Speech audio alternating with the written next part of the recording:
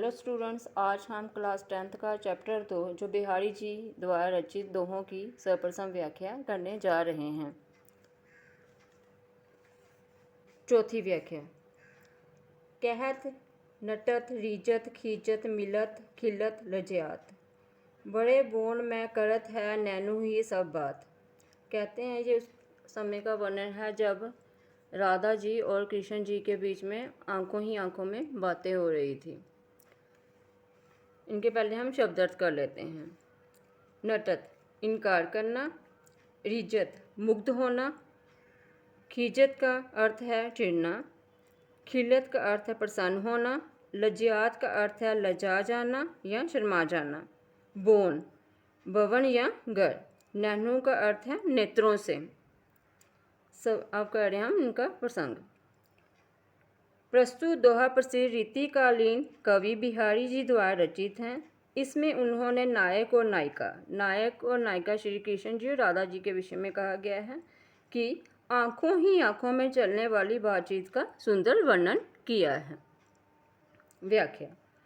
कवि कहते हैं कि नायक कुछ दूर बैठी नायिका की ओर अपनी आंखों से कुछ संकेत यानी इशारा करके कह रहे हैं कि नायिका संकेत से इनकार कर देती है। कहते हैं वो भी अपने आंखों के इशारे से उनको इनकार कर देती है। नायिका के इनकार करने का ढंग कुछ ऐसा था कि नायक मुग्ध हो गया। ये देखकर वे अपनी आंख के इशारों से अपनी खींच यानी गुस्सा प्रकट करती है। उसकी ये खींच यानी गुस्सा जो बनावटी होता है, दिखावटी होता है, वो सच में गुस्सा नहीं करती है।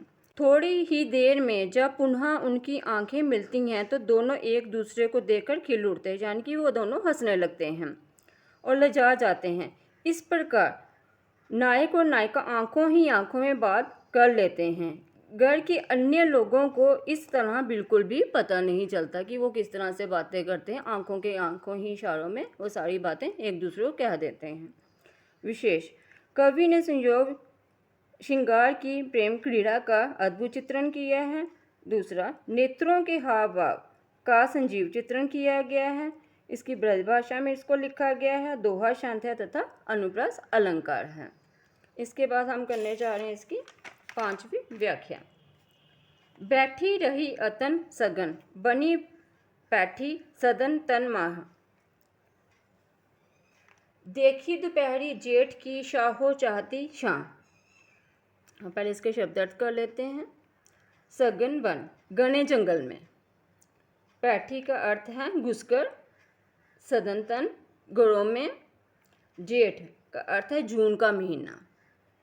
शाहो का अर्थ है छाया भी। शाह का अर्थ है छाया। प्रसंग। कहते हैं कि उस समय का वर्णन किया गया है जब जून का महीना होता है और बहुत ज़्यादा गर्मी होती है। प्रसंग कर रहे हैं पहले। प्रस्तुत दोहा कवि बिहारी जी द्वारा रचित है जो उनके प्रसिद्ध ग्रंथ बिहारी सतसई से लिया गया है।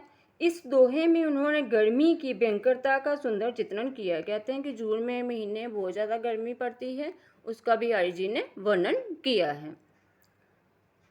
एक दिन नायक नायिका के घर आया हुआ है, यानी श्री कृष्ण जी राधा जी के घर में आए हुए हैं।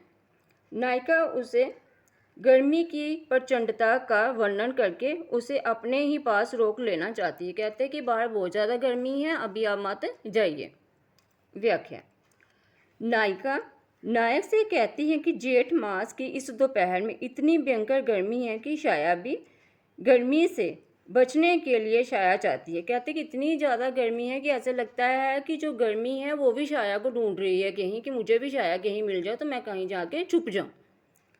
इसी कारण छाया यहाँ तो घने जंगलों में है जहाँ घरों के भीतर छिपना चाहती है। यहाँ तो वो कहती है, छाया कहती है कि मैं तो किसी जंगल में चले जाऊँ जहाँ मुझे किसी के घर के भीतर जगह मिल जाए तो मैं वहाँ चले जाऊँ। बात यह है कि गर्मी बहुत अधिक है, जिस कारण गर्मी से घबरा कर छाया ढूंढ रही है, वे भी कहीं छिपना चाहती है।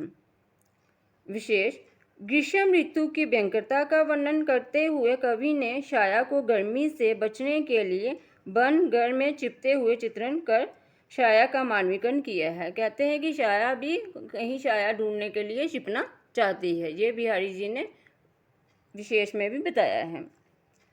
दूसरा, रूपक, उत्प्रेक्षा, अनुप्रास अलंकार भी यहाँ पे विद्यमान है। तीसरा, ब्रज भाषा और दोहा शब्द का भी प्रयोग यहाँ पे किया गया है। यदि आपको ये वीडियो पसंद आई है तो इसे लाइक ज़रूर करें और अगली वीडियो की नोटिफिकेशन पाने के लिए चैनल को सब्सक्राइब करें।